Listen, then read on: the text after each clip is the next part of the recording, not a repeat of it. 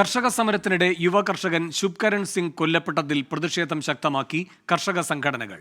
പോലീസുകാർക്കെതിരെ കേസെടുക്കാൻ വൈകുന്നതിൽ പഞ്ചാബ് മുഖ്യമന്ത്രി ഭഗവന്ത് മാൻ മറുപടി പറയണമെന്ന് കിസാൻ മസ്ദൂർ സംഘർഷ് സമിതി പ്രസിഡന്റ് സുഖ്വിന്ദർ സിംഗ് സബ്ര 24 പറഞ്ഞു.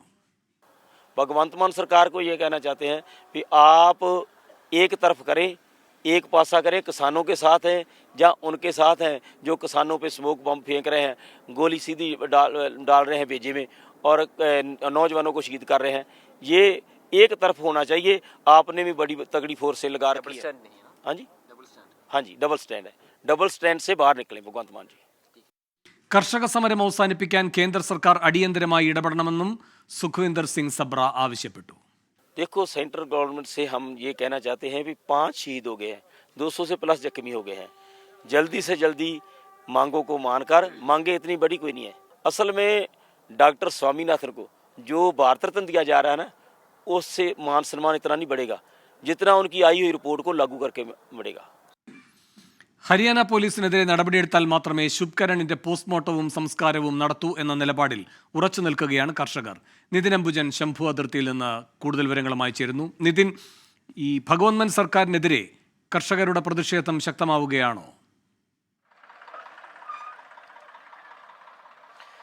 വേണു, അങ്ങനെ തന്നെ പറയാം. കാരണം കഴിഞ്ഞ ദിവസങ്ങളടക്കം കേന്ദ്രത്തിനെതിരെ MSP എന്ന ആവശ്യത്തിലാണ് കർഷക സംഘടനകൾ ഡൽഹി ചലോ മാർച്ച് പ്രഖ്യാപിക്കുകയും പിന്നീട് ശംഭു അതിർത്തിയിലും ഖനൌരി അതിർത്തിയിലും കർഷകർ എത്തുകയും അതിനുശേഷം ഡൽഹിയിലേക്ക് നീങ്ങുമ്പോഴായിരുന്നു പലതരത്തിലുള്ള സംഘർഷമുണ്ടായത്. ഈ സംഘർഷങ്ങളിലാണ് ശുഭ്കരൺ എന്ന യുവ കർഷകൻ കൊല്ലപ്പെട്ടത്. ഈ കൊല്ലപ്പെട്ടത് ഹരിയാന പോലീസ് പഞ്ചാബിന്റെ അതിർത്തിയിൽ കയറി അതിനുശേഷം നടത്തിയ ആക്രമണത്തിലാണെന്ന് കർഷകർ പറയുന്നു. ഇതിൽ പ്രതിഷേധം ശക്തമാണ് കർഷകർക്കിടയിൽ. മാത്രമല്ല, ഹരിയാന പോലീസിലെ ഉദ്യോഗസ്ഥർക്കെതിരെ 302 വകുപ്പ് പ്രകാരം കേസെടുത്താൽ മാത്രമേ തങ്ങൾ ഇനി ഡൽഹിയിലേക്ക് പോകുന്ന കാര്യത്തിൽ തീരുമാനം എടുക്കുകയുള്ളൂ. അതുവരെ ശംഭു അതിർത്തിയിൽ തന്നെ തുടരും, ഖനൌരി അതിർത്തിയിലും തുടരുമെന്നാണ് കർഷക സംഘടനകൾ പറയുന്നൊരു കാര്യം. മാത്രമല്ല, ഇപ്പോഴത്തെ സാഹചര്യത്തിൽ ഭഗവന്ത് മാൻ സ്വീകരിക്കുന്നത് ഒരു ഇരട്ടത്താപ്പാണ്. ഈ ഇരട്ടത്താപ്പ് കേന്ദ്ര സർക്കാരിനൊപ്പമാണോ അതല്ല കർഷകർക്കൊപ്പമാണോ എന്ന നിലപാട് ഭഗവന്ത് മാൻ വ്യക്തമാക്കണം എന്നൊരു ആവശ്യമാണ് കർഷക സംഘടനകൾ പറയുന്നത്.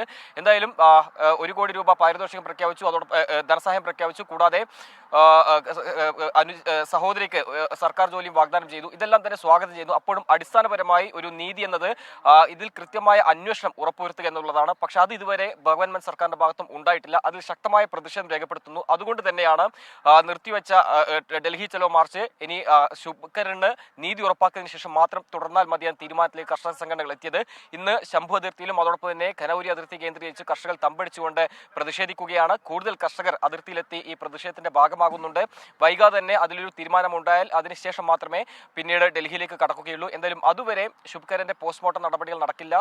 അത്തരമൊരു നിലപാട് ഇപ്പോൾ കർഷകർ സ്വീകരിച്ചിരിക്കുകയാണ്.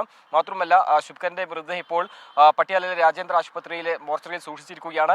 എന്തായാലും വൈകാതെ ഇതിലൊരു തീരുമാനം പഞ്ചാബ് സർക്കാരിന്റെ ഭാഗത്തും ഉണ്ടാകണമെന്നൊരു ആവശ്യമാണ് പ്രധാനമായും കർഷക സംഘടനകൾ ആവശ്യപ്പെടുന്നത്. കൂടാതെ കേന്ദ്ര സർക്കാരിനോടും ഇതിൽ കൃത്യമായ ഒരു നിലപാട് അറിയിച്ചിരിക്കുന്നത് MSPയിൽ നിയമനിർമ്മാണം എന്ന ആവശ്യത്തിനും പിന്നോട്ടില്ല. ആ ഒരു സാഹചര്യത്തിൽ ഡൽഹി ചലോ മാർച്ച് എപ്പോഴാണോ ഹരിയാന പോലീസ് ഉദ്യോഗസ്ഥർക്ക് FIR രജിസ്റ്റർ ചെയ്യുന്നത് അതിനുശേഷം ഡൽഹി ചലോ മാർച്ചുമായി മുന്നോട്ട് പോകും എന്ന നിലപാട് ആവർത്തിക്കുകയാണ് കർഷക സംഘടനകൾ.